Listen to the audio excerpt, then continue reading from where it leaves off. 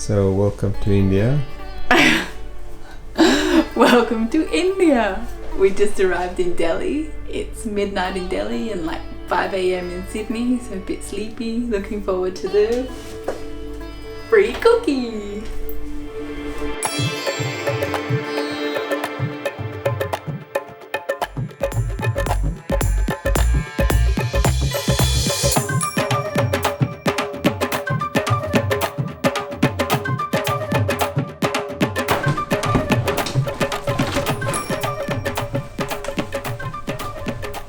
Day one in Delhi.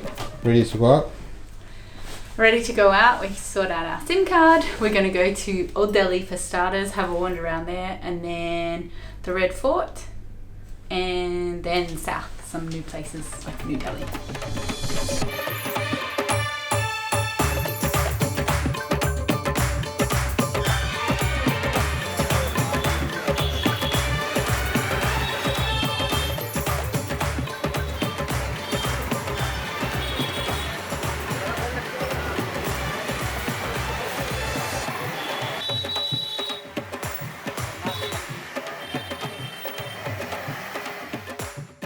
We've come to a cafe that's in where are we? Craft Museum. Yeah. And we came here because I got a one-day itinerary from online, and she said come here for lunch. And it looks really nice. It looks like a beautiful cafe.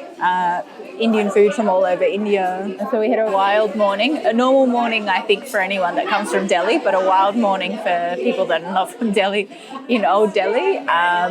We walked for a bit, which is pretty mental, that trying to walk on the streets. And then we got a cycle rickshaw, but our driver was a chubby fella who wasn't cycling anywhere. It was actually an electric rickshaw.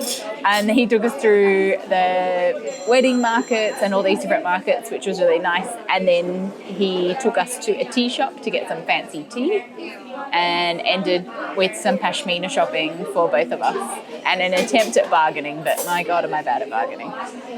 So now we've got ourselves a new driver who has kindly offered to take us to some sites, and he promises that it's a really cheap price that he's giving us.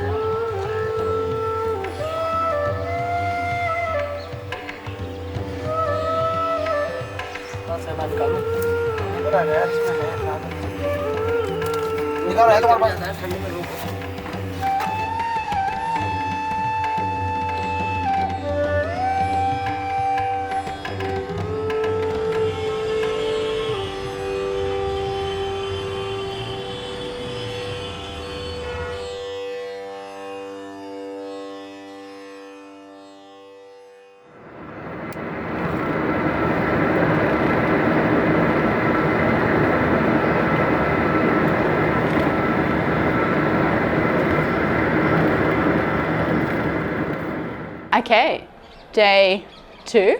Welcome to Agra. We're in the Agra Fort, which looks pretty cool behind me. There's lots of animals around. We've got monkeys and chipmunks and birds, and it's beautiful here. We've got signs everywhere that tell us not to write on the monument. Didn't bring a pen, so I wouldn't bother anyway. Loving it so far.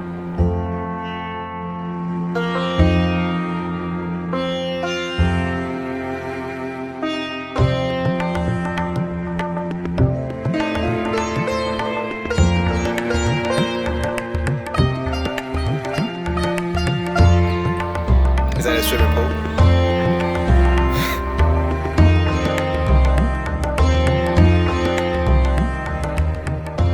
It's red. That's what I know about this fort. It was built by the Mughals, which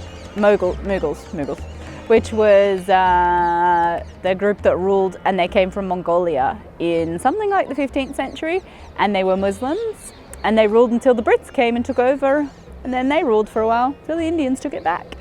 And that is all I know.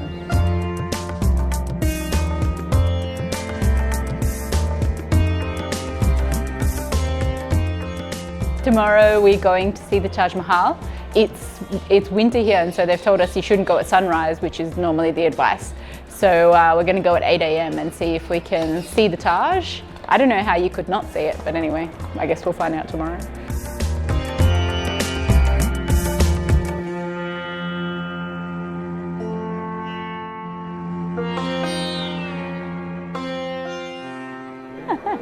I don't know about the clapping, all I know is everyone claps, and I guess it echoes.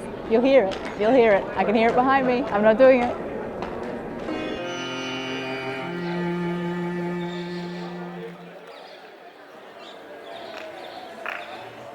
You can see the Taj Mahal behind me. Point at it. If you search it out. Alright, do I have to point without turning around? Yeah, just the finger. No, more your right.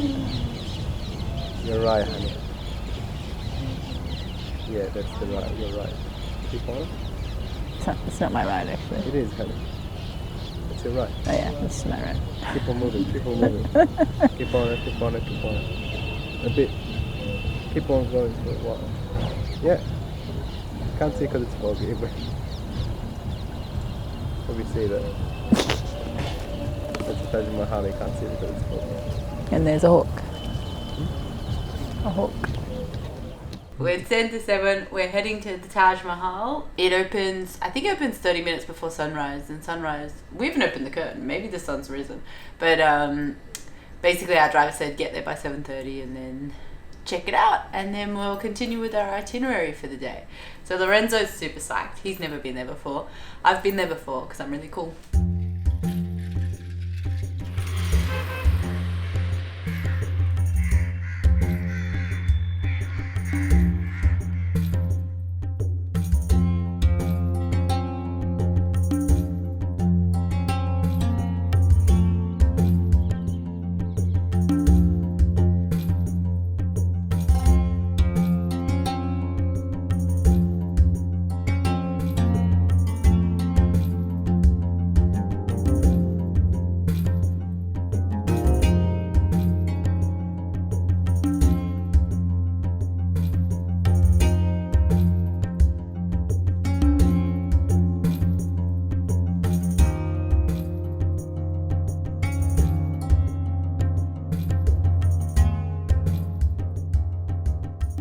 The Taj Mahal was beautiful. We went there this morning at about 7:30, and so the sun had risen, but it was really foggy. So the whole bottom half of the Taj was in fog, so it looked like it was floating on a cloud. It was really, really nice. And then when you got up to the level of the Taj Mahal and walked around it, on the backside, it was super foggy, so you were just like walking through a cloud kind of thing, which was cold, but really nice. There were lots of people around already, and lots of people on the streets yelling at us to take their rickshaws and all the rest of it.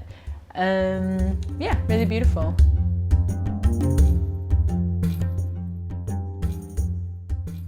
We are leaving Agra now because we've seen the Taj Mahal and we've seen the Agra Fort, and that is all there is to see in Agra. So we are off to Jaipur via Fatehpur, Sikri, which is like an ancient Mughal town, as kind of similar architecture to Taj Mahal and different things in this area.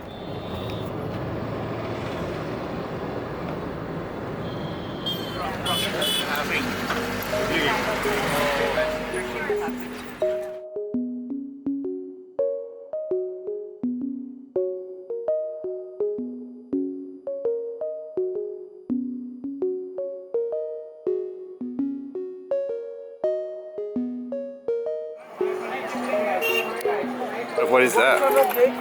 It's the biggest gate in the India. World? India? Okay, yeah.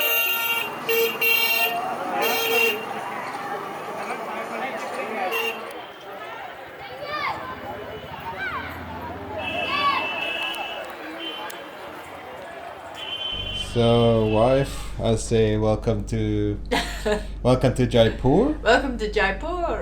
Let's recap quickly the highlights of this trip from Agra to Jaipur. We stopped at Fatehpur Sikri, which I know is not how you say it, but anyway, and that was a bit mental. We got kind of attacked by people on all sides trying to sell us, God knows, like rickshaws, elephants, pens, everything. We really got harassed. Anyway, then we drove from Agra to Jaipur, and probably the highlight on the way was that we saw a man standing on his motorbike while the motorbike was going underneath him in the middle of traffic, in the middle of Indian traffic, which is mental. It was so crazy. Our driver's like, look, video him. And this man's standing there on a bike and he looks at us like this. What? Anyway, now we're in Jaipur. We've arrived at our hotel and had the surprise that we need to attend a mandatory gala dinner on the 24th, which is Christmas Eve. And I was like, oh no, we don't want to attend. He's like, no, it's mandatory. It's mandatory. It's a hotel. It's mandatory. So do people live up the top of the shops?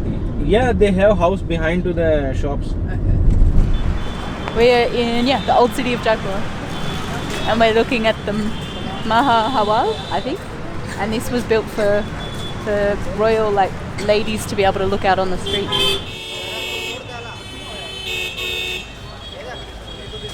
Yeah, it's stunning, huh? So I guess everyone got their own little window and got to peek out.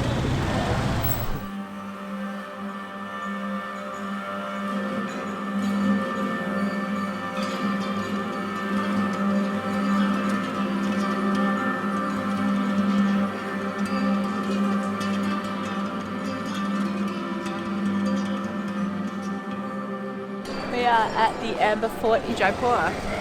It is the third longest wall in the world, apparently. Second longest, just outside of Udaipur. Fun fact.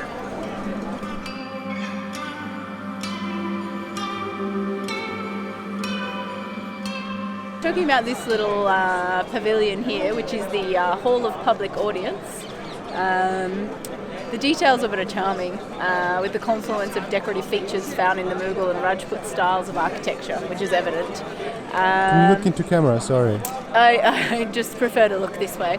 The distinctly constructed roof is supported by 2 rows of columns, which is something that you can see really quite clearly. The outer ones are in coupled pairs.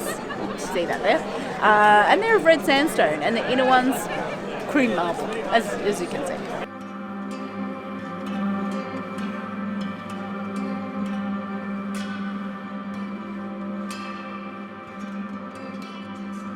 Day 4 in India. Welcome to Jaipur, the Pink City. So we're here today at the Agra Fort, which is the old fort from the city. It sits up on a hill, kind of in the next village. It's absolutely stunning and so huge, a maze of these little hallways and rooms. It's really cool. What else are we doing today? Today we're going to go, after the Agra Fort, we'll go into the city and do a tour of the city. Our driver happens to be from Jaipur, which is quite good.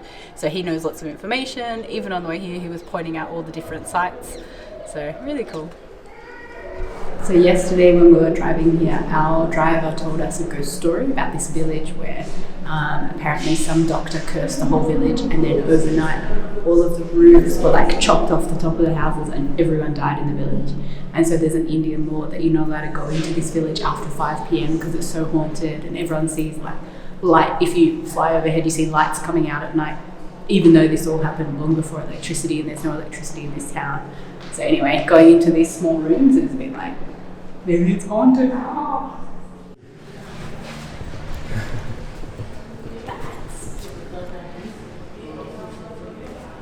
Did you enjoy the tunnel? I did, but there were bats.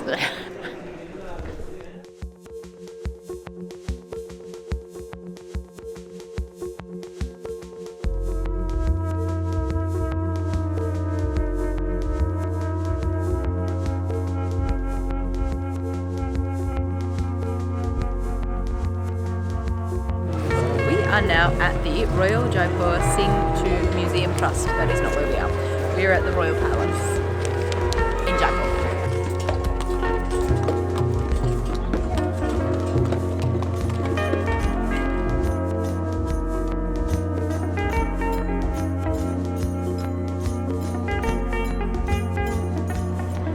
So we just went to the textile museum and we saw one of the earliest textiles made, and it was covered in tiny little flowers that had at the base of them a blue spot, and the blue spot was made from beetle wings.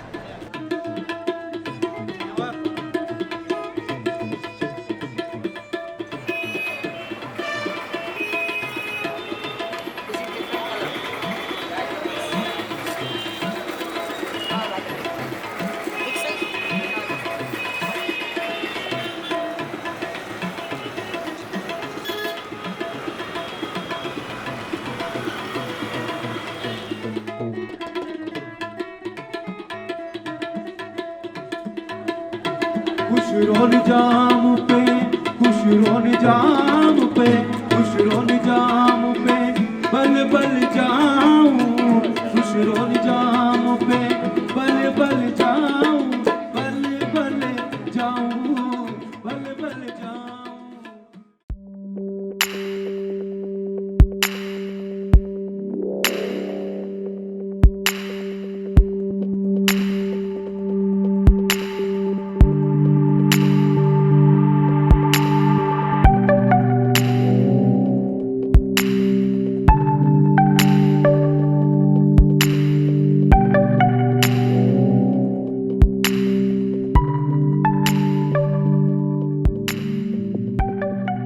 So we're in a town called Bagru outside Jaipur, which is a block printing town, and we're here to do a block printing class.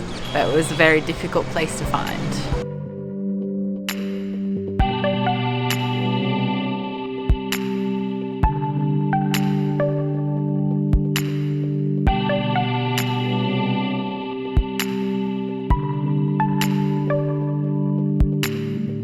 This is synthetic indigo. It's like German indigo. It comes in a crystal. So when you dip it, it comes actually green color. Indigo need to be oxidized to get the blue color.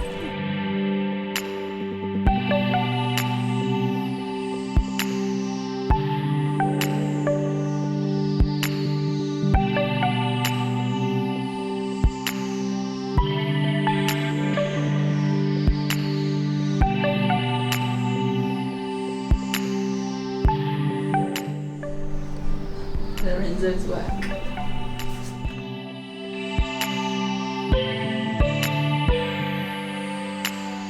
So we take a bit of bread and then Yeah, like take a piece Yeah. and then just send that. Okay. So did you enjoy the block printing? Yes, it was a lot of fun. We got to go on a tour and see all the different things related to block printing, and like as in dyeing in indigo, washing the material before it gets dyed, people cutting out the blocks that you're going to use for stamping, and then we got to do our own. It was really fun. It was really fun. A little bit like I'm crap at it, but you know that's okay. Where are we off now? Now we're off to see a Bollywood film at the cinema.